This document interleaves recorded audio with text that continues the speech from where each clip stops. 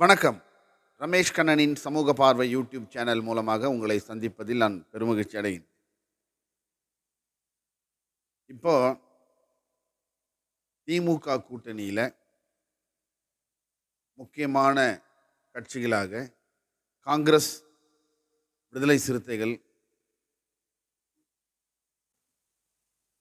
விடுதலை சிறுத்தைகள், காங்கிரஸ், இடதுசாரி கம்யூனிஸ்ட், வலதுசாரி கம்யூனிஸ்ட், அ இன்னும் ஈஸ்வரன், கொங்கு மண்டல ஈஸ்வரன், இப்படியெல்லாம் ஒரு பலமான கூட்டணியாக திமுக கூட்டணி இருக்கின்றது. இப்போ பாஜக மேலிடம் தமிழ்நாட்டில கால் ஊன்ற வேண்டும் என்று பல வகையில ஆளுநரை வச்சு, ஆர்.என். ரவியை வைத்து பல விஷயங்கள், அ கலவரங்களை தூண்டும் வகையில், தமிழர்களுடைய உணர்வுகளை கொச்சைப்படுத்தும் வகையில், அதாவது அ பல விஷயங்கள் ஆர்.என். ரவி வைத்து செய்து பார்த்தார்கள். எல்லாவற்றிற்கும் திமுக சரியான பதிலடி கொடுத்து ஆர்.என். ரவியை மேக்ஸிமம் ஆஃப் பண்ணி வச்சிருக்கிறாங்க.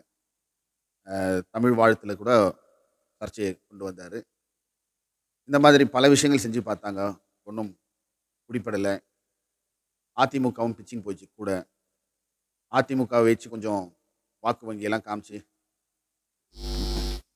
அவர்களுடைய அந்த இயலாமை சூழ்நிலைய, அம்மையார் மறைவுக்கு பிறகு அவர்களுடைய அந்த இயலாமையான அந்த சூழ்நிலையை பயன்படுத்தி பல விஷயங்கள சாதிச்சாங்க தமிழ்நாட்ல.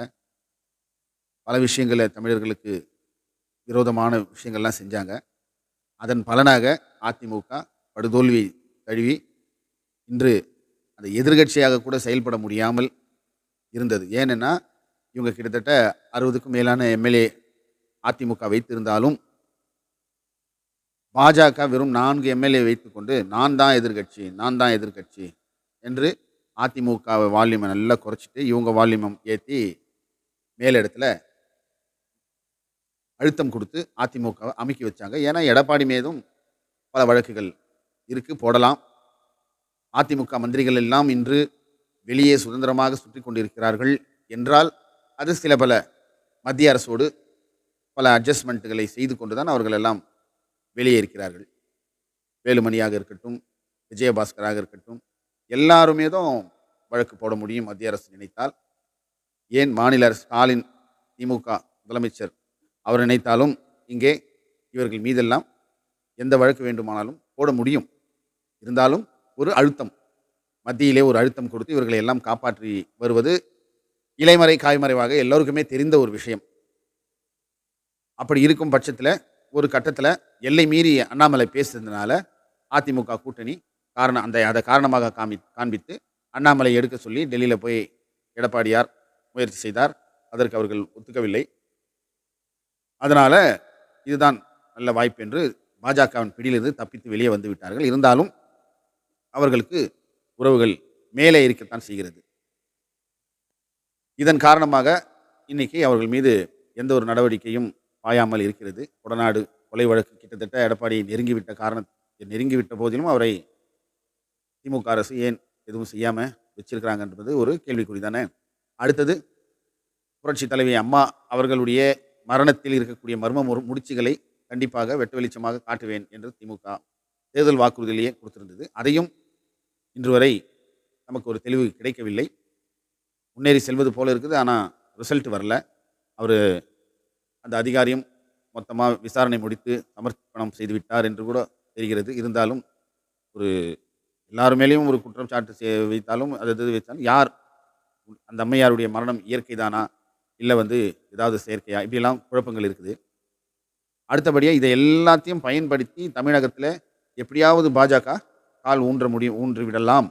ஏன்னா எல்லா ஸ்டேட்லேயும் அவங்க இவிஎம்மை வச்சு எதோ பண்ணி, ஆர்எஸ்எஸ் தலையீடு எல்லாமே வச்சு எதோ பண்ணி எப்படியோ கற்பனைக்கு எட்டாத மாநிலங்கள்லாம் கூட அவங்க தன்னுடைய அந்த பிஜேபியுடைய அந்த பேஸை அமைச்சு கால் ஊண்டிடுறாங்க.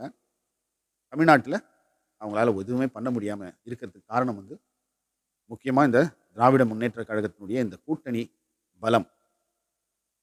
இந்த பலத்தை எப்படியாவது சிதைக்கணும், உடைக்கணும் என்று பல ரஜினியை வைத்து உடைச்செல்லாம் பார்த்தாங்க. ரஜினியை வச்சு வாக்கு வங்கியை கூட்டி இந்த கட்சிகளுடைய வாக்கு வங்கிகளை எல்லாம் அப்படியே குறைச்சிடலாம்.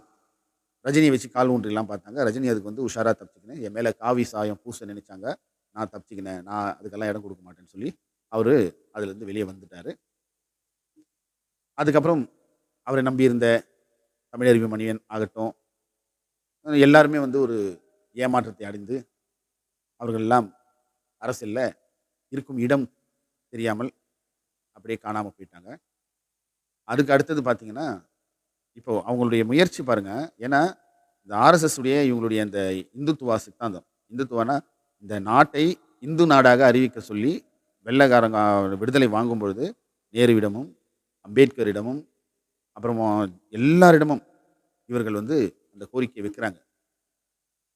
யாருமே வந்து ஏத்துக்கல. நேரு உட்பட இந்திரா காந்தி அதுக்கு அப்புறம் வந்த இந்திரா காந்தி கூட வந்து யாருமே இந்த ஒரு விஷயத்த யாருமே ஏத்துக்கல. எல்லாம் வந்து இந்தியா ஒரு செக்குலரிசம் கண்ட்ரி. இது மதச்சார்பற்ற ஒரு நாடு. இது வந்து எந்த மதத்துக்கும் கிடையாது. நடுவுல கூட தீர்ப்பு கூட வந்திருக்கு. இது இந்து நாடுலாம் கிடையாது அப்படின்னு சொல்லி ஹைகோர்ட், சுப்ரீம் கோர்ட்லயே தீர்ப்புலாம் வந்திருக்கு. இத வந்து அவங்க அந்த சித்தாந்தத்த உள்ள நுழைக்கிறதுக்கு இவங்களுடைய இந்த சனாதன ஆட்சியை, அம்பேத்கருடைய சட்டம் இவர்கள் உதடளவுல அதை ஏற்றுக்கொண்டாலும், இவருடைய எண்ணம் வந்து சனாதன முறைய தான். நார்த் சைட்லாம் பார்த்தீங்கன்னா, இன்னும் கூட அந்த சனாதனத்துக்கு தான் அவங்க எல்லாம் ரூல் நடந்து கொண்டிருக்குது. யூபிலாம் பார்த்தீங்கன்னா, இன்னமும் இவர்கள் அவர்கள் பேர் பின்னால எல்லார் பேர்லயும் பின்னாலயும் ஜாதி சேர்ந்து தான் இருக்கும். அதுக்கு உதாரணம் நம்ம நரேந்திர தாமோதர தாஸ் சாரி நரேந்திர தாமோதர தாஸ் மோடி. அப்ப நரேந்திர தாமோதர தாஸ்ன்றது தான் அவருடைய பேரு. மோடி என்றது ஒரு ஜாதி. இத தான் வந்து ராகுல் காந்தி மீது அவர்கள் வழக்கு போட்டதுக்கு பிறகு தான் மோடி என்பது ஒரு ஜாதி. நம்முடைய பிரதமரே வந்து ஜாதி பேரை முன்னிலை வச்சுன்னு இருக்காருன்றது பாமர மக்கள் எல்லோருக்குமே தெரிஞ்ச ஒரு விஷயமா மாறியது. அந்த மாதிரியான சனாதன கட்டமைப்பு தான் நார்த் சைட்லலாம் அது ஒரு எழுதப்படாத அம்பேத்கர் தான் வச்சு ரூல் பண்ண முடியும். எல்லாமே சட்டப்படி அதுதான். இருந்தாலும் மறைமுகமாக இவர்கள் வந்து யூபியில வந்து தாழ்த்தப்பட்ட மக்கள் குளத்தில குளிச்சா கட்டி போட்டு அடிக்கிறது, வேறு ஜாதி ஆண், பெண் பேசிக் கொண்டிருந்தாங்கன்னா, அவங்கள வந்து நிர்வாணப்படுத்தி அடிச்சு ஊர்வலம் கொண்டு போறது. அப்புறமா வந்து மனைவி வந்து ஒரு பெண் வந்து வேற ஏதாவது ஒரு ஆண்களோடு பேசிக் கொண்டிருந்தாலோ, தொடர்பில இருந்தாலோ, அவர்கள மரத்தில கட்டி போட்டு ஊரே சேர்ந்து அடிக்கிறது, நிர்வாணப்படுத்தி ஊர்வலம் எடுத்துட்டு போறது. இதெல்லாம் வந்து பார்த்தீங்கன்னா, நார்த் சைட்ல இன்னமும் நடக்குது. இதெல்லாம் வந்து சனாதன தர்மத்தில தான் இதெல்லாம் வந்து வரும். அதை கடைப்பிடிக்கிறவங்க வந்து ஒரு குறிப்பிட்ட நான் தான் ஆண்ட ஜாதி, நான் பெரிய ஜாதி, மத்தவங்க எல்லாரையும் நான் என்ன வேணா செய்வேன். அதுக்கு உதாரணம் வந்து அத்திரஸ்ல ஒரு தாழ்த்தப்பட்ட வகுப்பை சேர்ந்த பெண்ண 15 பேர்கிட்ட ரேப் பண்ணாங்க. ரேப் பண்ணி முதுகெலும்பெல்லாம் உடைச்சு, நாக்கெல்லாம் அறுத்து, அவள சித்திரவதை செய்து கொலை செய்தாலும், அந்த அரசு அதை சாதாரணமாக எடுத்துக்கொண்டு இதெல்லாம் ஒரு குறிப்பிட்ட சமுதாயத்தின் பெயரை சொல்லி, அவர்கள்லாம் இப்படி தான் பண்ணுவாங்க. நம்ம தான் கொஞ்சம் அட்ஜஸ்ட் பண்ணி போகணுன்ற மாதிரிலாம் அவர் பேசுனது, எந்த அளவுக்கு அவங்க சனாதனத்தை கடைப்பிடிக்கிறாங்க. இது வந்து இந்தியா முழுக்க ஒரு இந்து நாடாக மாற்றுவதற்கும், சனாதனத்தை தூக்கி பிடிப்பதற்கும் இவர்கள் முயற்சிகள் எடுத்துக்கொண்டு வந்து கொண்டிருக்கிறார்கள். இதற்கு சவுத் சைட்ல இவங்களுக்கு வந்து வரவேற்பு கிடையாது. சவுத் சைட்ல இவங்களால எதுவுமே பண்ண முடியல. கர்நாடகா கர்நாடகால கூட பிஜேபி ஒரு தடவ கொஞ்சம் வாக்கு வங்கியெல்லாம் இருக்கு. ஆனா, அதுவும் வந்து வெற்றி பெறக்கூடிய அளவுக்கு இல்ல. இன்னைக்கு காங்கிரஸ் தன் கோட்டையாக மாத்திக் கொண்டது. கேரளாவும் அந்த மாரி தான். சங்கிகளால உள்ள முடியாது. அதே மாதிரி ஆந்திராவிலயும் அந்த மண்ணின் மைந்தர்கள் தான் அங்க ஆட்சியில இருப்பாங்க. இந்த மாரி சூழ்நிலையில தமிழ்நாட்டில இவங்க கால் ஊன்றுவதற்கு ஏதேதோ வகைய செஞ்சு பார்த்து, இப்பொழுது விஜய் அவர்கள் புதிதாக தாவேகா என்ற ஒரு கட்சியை ஆரம்பித்து, அதன் பின்புலம் என்னவாக இருக்கும்? விஜயை வைத்து பெரிய பிரம்மாண்ட கூட்டம் காட்டினார் விஜய். அதெல்லாம் இல்லைன்னு சொல்ல முடியாது. அது அவருக்கு இன்னைக்கு அவருக்கு இருக்கக்கூடிய அந்த திரை பிரபலத்தின் காரணமாக சக்சஸ்ஃபுல்லா இருக்கக்கூடிய அந்த சினிமா துறையில ஹீரோவா இருக்கக்கூடியதுனால, அவருக்கு பல உதவிகள். அட்லி தான் அந்த ஸ்டேஜ் எல்லாம் வந்து டைரக்ஷன் பண்ணது. ஸ்டேஜ் எப்படி இருக்கணும் எல்லாமே பண்ணது அட்லின்னு சொல்றாங்க. இன்னும் பல தயாரிப்பாளர்கள் எல்லாரும் முன் வந்து அந்தந்த வேலைய செய்து, எல்லோருமே இறங்கி அந்த கூட்டத்த காட்டுனாங்க. ஒரு சக்சஸ்ஃபுல் கட்சி துவக்க விழா. ஓகே, அதெல்லாம் ஓகே. ஆனால் இதெல்லாம் வாக்கா மாறுமா? அப்படின்னு பார்த்தீங்கன்னு சொன்னா, ஒரு தலைவனால தான் அத வாக்கா மாத்த முடியும். ஒரு சிறந்த அரசியல்வாதியால மட்டும் தான் மக்களுடைய இதயங்களை கவர்ந்து, கொள்கையை சொல்லி, தன்னுடைய சித்தாந்தத்தை மக்கள் மனதில விதைச்சு, அப்படிதான் ஓட்டு வாங்க முடியும். இப்போ விஜய் கூட்டம் கூடுது. பல பேர், பல மக்கள் வந்து விஜய நேர்ல பார்க்கறதுக்காக போகலாம். இது ஒரு உதாரணம். சிவாஜி கூட தனியா ஒரு கட்சியெல்லாம் ஆரம்பிச்சு மாநாடெல்லாம் நடத்தினாரு. அவரே என்ன பண்ணாராம், ஒரு டீ கடையில போயிட்டு டீ குடிச்சோனே, அந்த டீ கடைக்காரர் ரொம்ப சந்தோஷமாயிட்டு, "என்னப்பா கூட்டம்லாம் எப்படி பார்த்தியா? நல்லா இருக்குதா கூட்டம்? எப்படி எலெக்ஷன்ல வெற்றி பெற்று ஜெயிச்சிடலாமா? எல்லாம் ஓட்டு போட்டுருவீங்களா? ஜெயிச்சிருவேனா?" அப்படின்னு கேட்டாராம். அந்த டீ கடைக்காரர் வந்து டீ குடுத்துட்டு, "ஐயா சொல்றேனே கோச்சிக்காதீங்க. வந்துக்கிற கூட்டம் எல்லாமே உங்கள நேர்ல பார்க்கணுன்றதுக்கு தான் வந்திருக்காங்களே தவிர, உங்களுக்கு வாக்களிக்கிறதுக்கு யாரும் வரல. யாரும் நீங்க நினைக்கிற அளவுக்குலாம் ஓட்டுலாம் விழாது." ஒரு பெஜாராயிட்டு, அந்த டீ கடைக்காரன் நேர்மையான ரிசல்ட்ட சொன்னப்பா, ரொம்ப நன்றி அப்படின்னு சொல்லிட்டு அங்கருந்து போனாரு. ஏன்னு சொல்றேன்னா, அன்னைக்கு வந்த கூட்டங்கள் கூட பார்த்தீங்கன்னா, வெறும் தாவேக்கா எந்த கட்சியிலும் இல்லாதவர்கள் அங்க வந்தாங்க. நெறைய திமுக உறுப்பினர்கள் போனாங்க. அதிமுக தொண்டர்கள் போனாங்க. காங்கிரஸ் தொண்டர்கள் போனாங்க. எல்லா கட்சியிலயும் எந்த கட்சி மீட்டிங் நடத்தினாலும் ஒரு கூட்டம் போகும். காசு குடுத்தா போவும். இந்த கூட்டங்கள் எல்லாமே தான் அன்னைக்கு போனாங்க. இதுல கொஞ்சம் காலேஜ் ஸ்டூடண்ட்டுங்க, இவருடைய ரசிகர்கள் இவங்கலாம் முன்னால போய் விஜய பார்க்கணும். விஜய் ரசிகர் மன்றங்கள். மன்றங்கள் தான் உண்மை. அவர பின்தொடர்ந்து வர விஜய் ரசிகர் மன்றங்கள் தான் உண்மையான ஃபாலோயர்ஸ். அவங்கலாம் வருவாங்க. இதை பார்த்த உடனே இப்ப எல்லாரும் பார்த்தீங்கன்னா, அப்படியே ஒரு விஜய் ஆட்சியை பிடிச்சுருவாரு. திமுகவுக்கு சவாலா இருப்பாரு. அப்படி, இப்படி. அதாவது சின்ன பசங்களுக்கு பாம்பு என்னன்னு தெரியாது. கையில புடிச்சு விளையாடணும். அந்த மாதிரி சிறுபிள்ளைத்தனமா பேசக்கூடாது. நீங்க முதல்ல தாவேகா ஒரு அரசியல் கட்சியா தன்னை மக்களுக்கு காட்டிக்கொள்ள வேண்டும். மக்களுடைய நம்பிக்கையை பெற வேண்டும். அதற்கு நெறைய நீங்கள் போராட்டங்களை சந்திக்க வேண்டும். என்ன, அதாவது எல்லாம் கட்சி ஆரம்பிப்பாங்க. கலைஞர் வந்து எல்லாருமே திமுகவ தான் திட்டி தான் வளருவாங்க. எல்லாம் பாருங்க. திமுகவ தான் பயங்கரமா திட்டுவாங்க. கலைஞர் இருக்கும்பொழுது, கலைஞரை அதிகமா விமர்சனம் செய்வாங்க. அவர் அத அவர் வந்து அத உன்னிப்பா கவனிப்பாரு. ஆனா பதில் சொல்ல மாட்டாரு. என்னைக்கு டாக்டர் கலைஞர் அவர்கள் வாயால அந்த கட்சியுடைய தலைவருடைய பேச்சுக்கு பதிலோ ஏதோ ஒரு பதில் சொல்றாரு அப்படின்னு சொல்லும்போது தான், அந்த கட்சிக்கு ஒரு அங்கீகாரம் கிடைச்சிருக்குது. ஒரு 5% அவங்க கட்சியா ஏத்துக்கக்கூடிய அளவுக்கு அவங்க வளர்ந்திருக்கிறாங்கன்றதே, கலைஞர் அவங்களுக்கு ரிப்ளை பண்ணா மட்டும் தான், அந்த ஒரு அங்கீகாரமே கிடைக்கும். அவன் என்ன பேசினாலும், என்ன சொன்னாலும், சீமானுக்கெல்லாம் கலைஞர் பதில் சொன்னதே கிடையாது. அந்த மாதிரி கடைசியில விஜயகாந்துக்கு தான் அவரு பதில் சொன்னாரு. பழம் நழுவி பால்ல விழும்னாரு. கூட்டணிக்கு அழைத்தாரு. ஏன்னா விஜயகாந்துக்கு வாக்கு வங்கி இருந்தது. ஒரு நல்ல மனுஷன். அந்த அந்த இமேஜ் வந்து எல்லாருக்கும் பரவ ஆரம்பிச்சது. மக்கள் வந்து கொஞ்சம் விஜயகாந்தை ஏத்துக்க ஆரம்பிச்சாங்க. அது கலைஞருக்கு தெரிஞ்சு தான் அந்த அளவுக்கு இறங்கி வந்தாரு, பேசினாரு. அதுவே இன்னைக்கு வரைக்கும் விஜயகாந்த் கட்சிக்கு அது ஒரு பெரிய அங்கீகாரம். சரிங்களா? விஜயகாந்துக்கு அப்புறம் வேற யார் மேலயும் மக்களுக்கு பெருசா அந்த குடும்பத்தில யார் மேலயும் பெருசா நம்பிக்கை இல்லை. இத ஏன் சொல்றேன்னா, விஜய் வந்து ஒரு நல்ல நடிகர். நெறைய பேருக்கு பிடிச்சிருக்கலாம். எல்லார் வீட்லயும் ஒருத்தருக்காவது விஜய் அந்த குடும்பத்தில ஒருத்தருக்கோ 2 பேருக்கோ கண்டிப்பா விஜய் ஒரு நடிகரா பிடிச்சிருக்கலாம். ஒரு அரசியலுக்குன்னு வரும்போது, முதல்ல உங்க பின்னால மக்கள் இருக்கிறத நீங்க காட்டணும். மக்களுடைய நம்பிக்கைய நீங்க பெறணும். இன்னும் உங்களுக்கு சின்னம் எதுன்னே தெரியல. தேர்தல் ஆணையம் உங்களுக்கு எப்ப சின்னம் தரும் தெரியுமா? தேர்தலுக்கு 10 நாள், 12 நாள் முன்னால தான் உங்களுக்கு சின்னத்த ஒதுக்குவாங்க. அந்த சின்னத்த நீங்க காப்பாத்திக்கணும். இத்தனை பெர்சன்டேஜ் ஓட்டு வாங்கி அடுத்த தேர்தலுக்கும் அதே சின்னம் கிடைக்க போகுது அப்படின்னு நீங்க கன்ஃபார்ம் முதல்ல பண்ணீங்கன்னா தான், அடுத்த 5 வருஷத்துல இந்த சின்னத்த மக்கள்கிட்ட போய் சேர்க்கலாம்.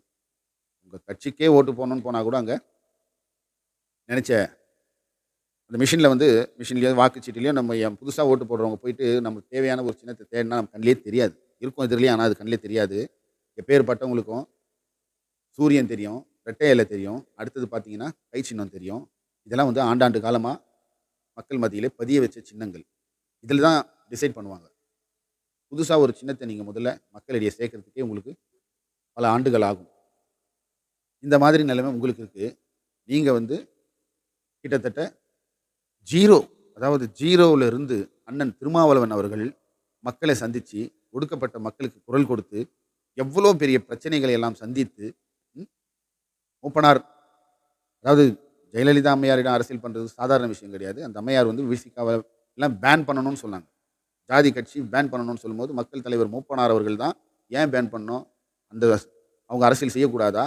அவங்கள வந்து நான் அங்கீகாரம் பண்ணுறேன்னு சொல்லி கூட்டணியே உடைச்சி அவங்க வந்து திமுக அதிமுக எதிர்த்து விசிகா, புதிய தமிழகம், அதுக்கப்புறமா வந்து சில கட்சிகள் எல்லாரையும் சேர்த்துக்கிட்டு இந்திய குடியரசுக் கட்சி, சேகு தமிழரசு எல்லாம் கூட அப்போ தான் ஒரு ஆளாகுறாரு.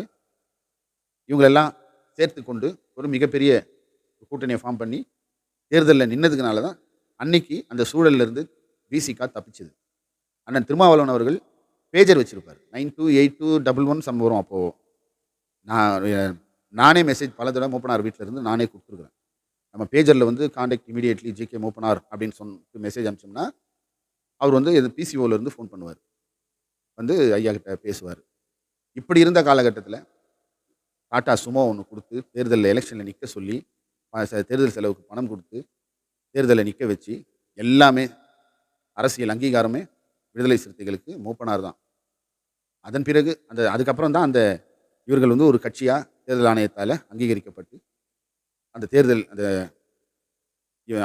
இந்த ஜெயலலிதா அம்மையார் வந்து கட்சியெல்லாம் பேன் பண்ணணும் அப்படின்னு சொல்லும்போது, அதில இருந்தெல்லாம் தப்பிச்சு வந்து, ஒரு ஜனநாயக கட்சியாக மாறி, முதல்ல திமுகல 10 சீட் அப்பவே வாங்குறாரு. கலைஞர் இருக்கும்போது விசிகால வந்து 10 சீட் வாங்கி, 10 பேரையும் கூட்டின்னு வந்து மூப்பனார்கிட்ட அறிமுகப்படுத்தி, ஆசி வாங்கி கொண்டு தான் தேர்தல சந்திச்சாரு. அப்ப நம்ம கூட்டணியில இல்லனாலும், மூப்பனார வந்து 10 கேண்டிடேட்டையும் கூப்பிட்டு மூப்பனார வந்து பார்த்தாரு. அந்த மாதிரி அப்பவே வாங்கினவர் 10 சீட்டு. இன்னைக்கு வந்து 6 சீட், 5 சீட்டுன்னு சொல்லி ஏளனமா பேசுறீங்க. ஆனா, அன்னைக்கே கலைஞர் இருக்கும்போதே 10 சீட் வாங்கினவர். அந்த மாதிரி படிப்படியா வந்து எவ்வளோ போராட்டங்கள், எவ்வளோ ஆர்ப்பாட்டங்கள், மக்கள் வே நடுவுல வந்து பாமகவோட அவ்வளோ பிரச்சனை.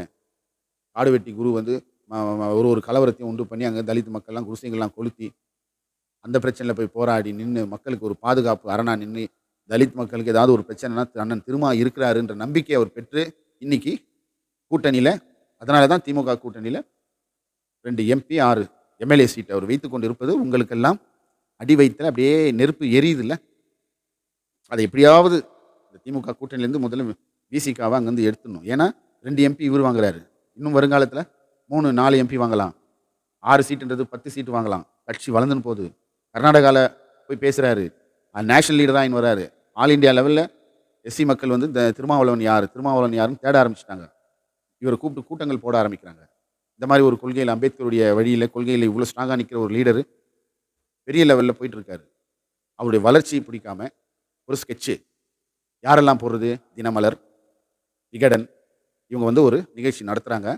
இந்த நிகழ்ச்சியில முதல்ல அவங்களுடைய சூழ்ச்சிகள பாருங்க. முதல்ல அண்ணன் திருமாவளவனிடம் டேட் வாங்குறாங்க. இந்த மாரி அம்பேத்கர் பிறந்த நாள் அன்னைக்கு நாங்க ஒரு புத்தக வெளியீட்டு விழா நடத்தப் போறோம். அப்படின்னு சொல்லி இவர் கூடவே இருக்க ஆதவ அர்ஜுன் இந்த புத்தகத்தை வெளியீட்டு விழாவை ஏற்பாடு செய்றாரு. அண்ணன் திருமாவளவன் கலந்துக்கிறாரு. கன்ஃபார்ம் ஆயிடுச்சு. நெருக்கத்தில வந்து திடீர்னு இவருக்கு அங்க வந்து விஜய் வரப்போறாரு அப்படின்னு ஒரே ரூமர் பரப்புறாங்க.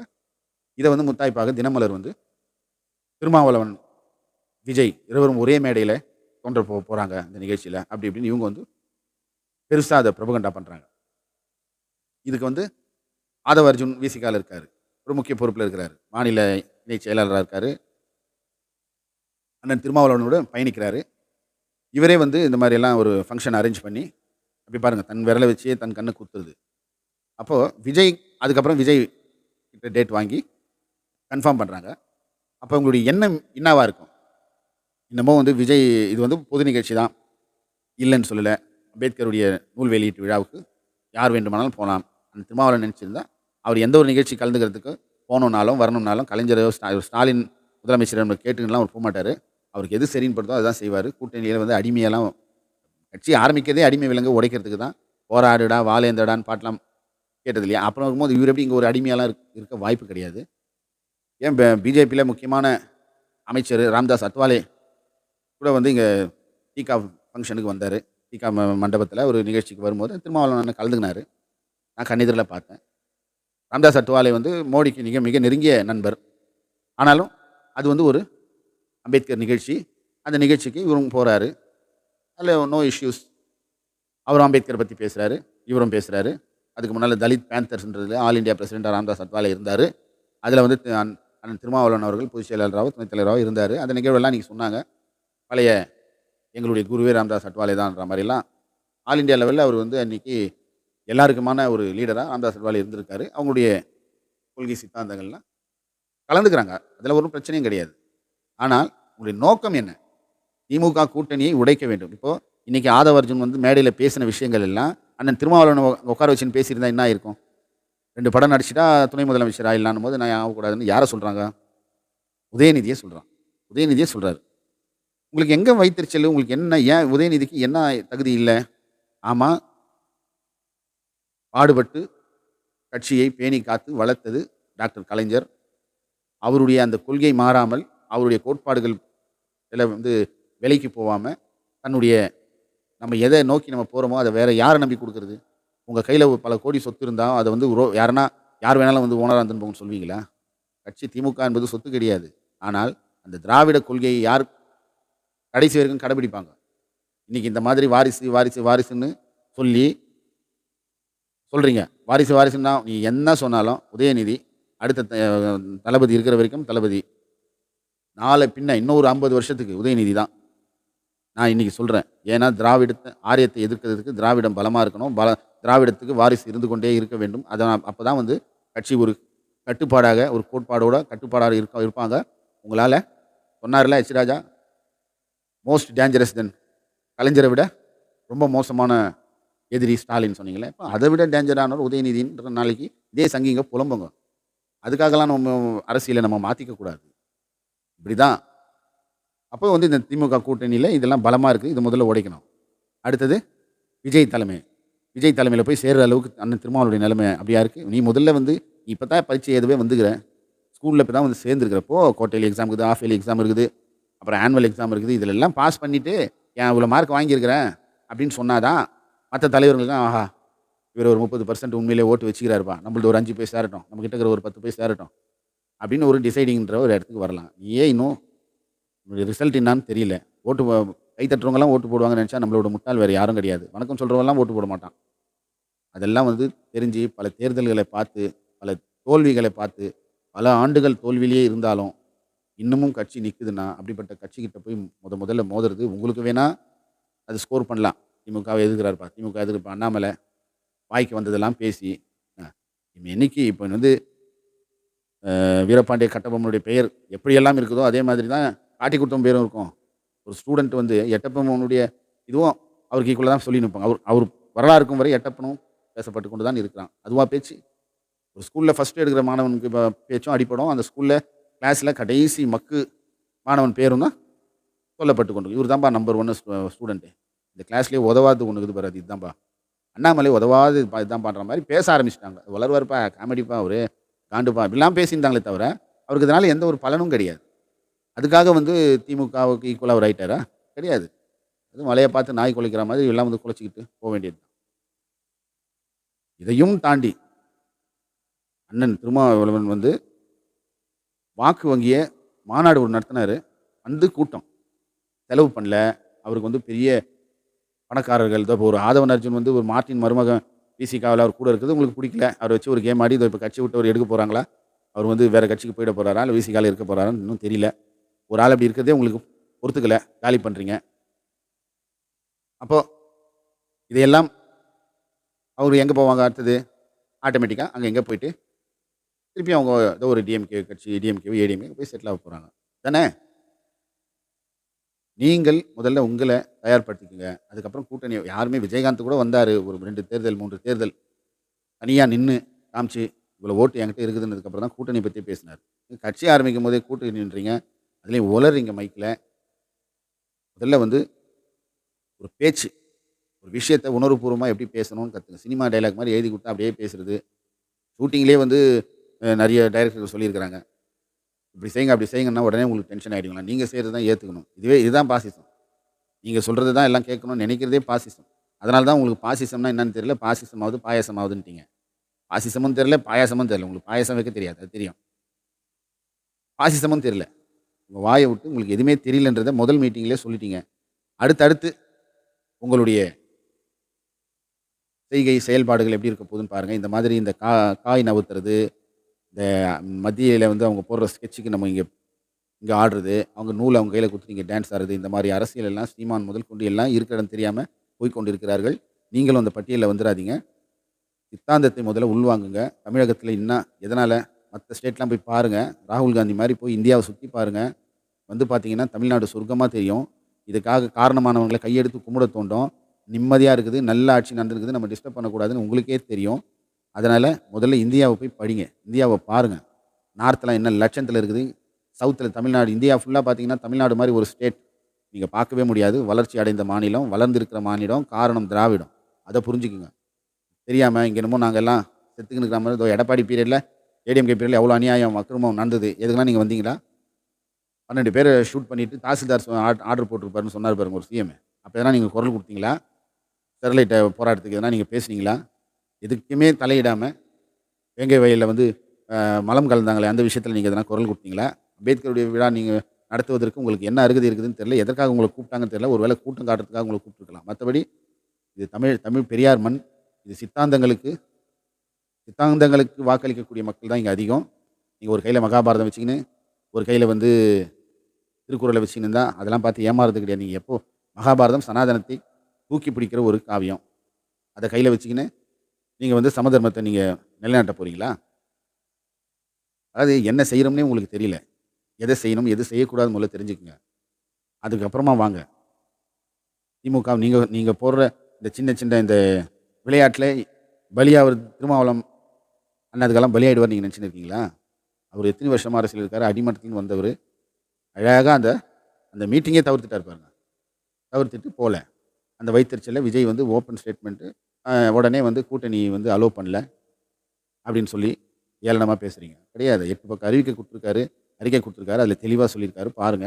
எந்த ஒரு நெருக்கடியும் கிடையாது. இப்ப வந்து காங்கிரஸ்ல நாங்க என்ன வேணா பேசுறோம், என்ன வேணா செய்றோம். எந்த மீட்டிங் வேணா செல்வ பெருந்தகை போறாரு.